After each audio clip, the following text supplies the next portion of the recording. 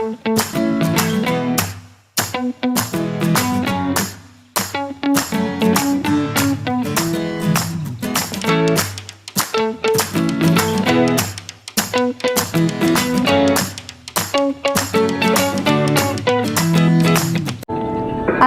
আলাইকুম সবাইকে, নিয়ে আসলাম আমাদের কক্সবাজারের অনেক প্রতীক্ষিত ব্লগ।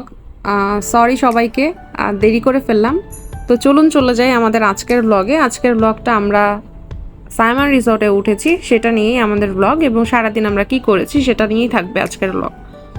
সো আজকে আমরা সাইমন হোটেলে চেক ইনের জন্য চলে আসলাম। আমরা আগের দিন একটা অন্য হোটেলে ছিলাম এবং এটা কাছে হওয়ায় আমরা সকাল সকালই সাইমনে চলে আসি, এবং চেক ইন টাইম হচ্ছে ওদের দুপুর 2টা। সো যেহেতু 2টার সময় চেক ইন, আমরা তার আগ পর্যন্ত আমাদের ওয়েট করতে হবে, কারণ চেক ইন না করে আমরা বাইরে যেতে পারবো না, যেহেতু আমাদের রুমের লাগেজ রাখতে হবে বা রুম দেখতে হবে। সো আমরা লবিতে ওয়েট করছি। ওদের লবির এরিয়াটা খুবই সুন্দর, এবং আমরা হচ্ছে যেহেতু সময় কাটছে না, কি করব, কিছুক্ষণ পর উঠে উঠে এটা ওটা দেখছি, এই জায়গাগুলো একটু দেখছিলাম কেমন ঘুরে ঘুরে। সেভাবে করতে করতে আমাদের রুম চেক ইনের সময় চলে আসে। তার কিছুক্ষণ পরেই আমাদেরকে কল করা হয় রুম চেকিংয়ের জন্য, এবং এটা হচ্ছে খুবই প্রতীক্ষিত একটা সময়, কারণ আমার হাজব্যান্ড আমার জন্য হচ্ছে সারপ্রাইজ প্ল্যান করেছিল এই রুমটা খুবই সুন্দর। আমি কোনো এক সময় তাকে বলেছিলাম যে আমি এই রুমটাতে থাকতে চাই, ওদের 9th ফ্লোরে, এবং হচ্ছে জুনিয়র সুইট, যেটা আমি ভাবতেও পারিনি সে আমার জন্য এটা বুক করবে। সেই জন্য আমাকেই প্রথমে ঢুকতে বললো এবং আমাকে পর্দা সরাতে বললো। জাস্ট ভিউটা দেখেন, এত সুন্দর, মাশাল্লাহ মাশাল্লাহ।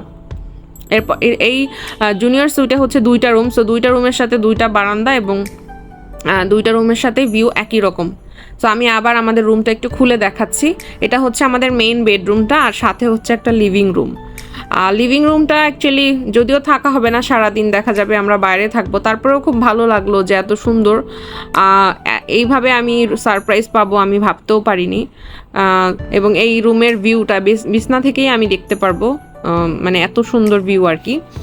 সো এরপরে হচ্ছে আমি আমাদের ওয়াশরুমটাও দেখাবো। আমাদের ওয়াশরুমটাও অনেক বড় ছিল।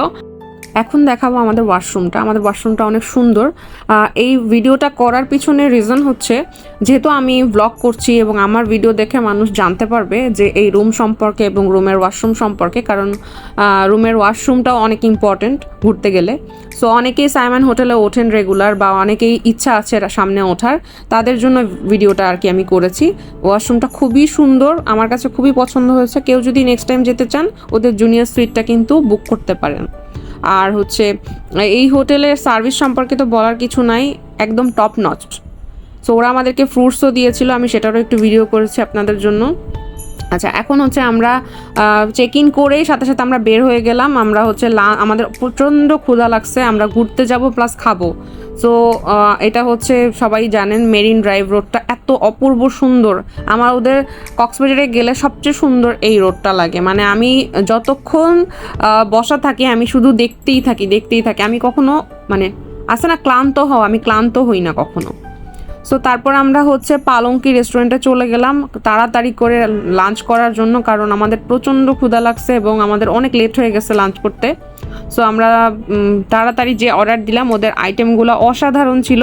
আমি এই পালঙ্কি রেস্টুরেন্ট নিয়ে ছোট আলাদা একটা ব্লগ দিব ডিটেলসে, যে আমরা কী কী খেয়েছিলাম এবং প্রাইস কীরকম ছিল। এবং ওদের সবচেয়ে ভালো লাগছে, ওদের আইটেম তো মজা, প্লাস লাস্টে ওরা আমাদেরকে চা দিয়েছে। আমি চা পেলে আসলে সেই জায়গার ফ্যান হয়ে যাই। এটা ছিল আমাদের ওভারঅল খাওয়া দাওয়া। আমরা 4 জন ছিলাম টোটাল।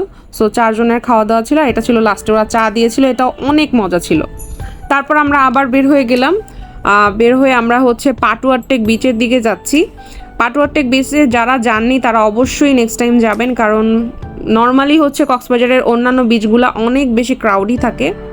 আমরা সবসময় গেলে লাস্ট 2 বছর আমরা যতবার গিয়েছি ততবারই পাটুয়ারটেক বিচে যেই এনজয় করছি, কারণ মানে কলাতলি বা অন্য যে কোনো বিচ অনেক অপরিষ্কার থাকে। আপনারা দেখেন এই বিচটা শুধু এত সুন্দর, এই বিচটা সম্পর্কে আসলে বলার কিছু নাই, অনেক সুন্দর। যারা গিয়েছেন তারা তো জানেন, যারা যাননি অবশ্যই নেক্সট টাইম যাবেন।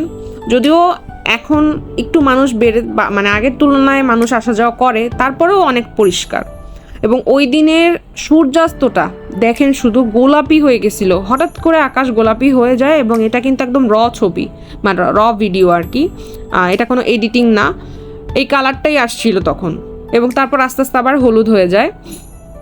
এবং আমি অনেকক্ষণ ধরে এটা শুধু তাকায় আছি এটার দিকে আর কি, যে এত সুন্দর হচ্ছে মানে সূর্য হতে পারে সূর্যাস্তের সময়।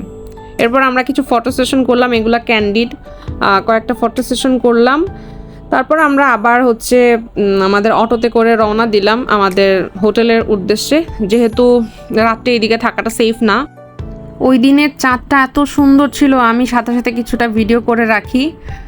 তারপর আমরা যেতে যেতে আমাদের অনেক গরম লাগে, মানে অনেক খারাপ লাগছিল, অনেক গরম ছিল সারাদিন। তারপর আমরা জুস খাওয়ার জন্য এক জায়গায় নামি, আমের জুস, তারপর লেবুর জুস, এরকম খাওয়া দাওয়া করি, জুস খাই, খুবই রিফ্রেশিং ছিল এটা।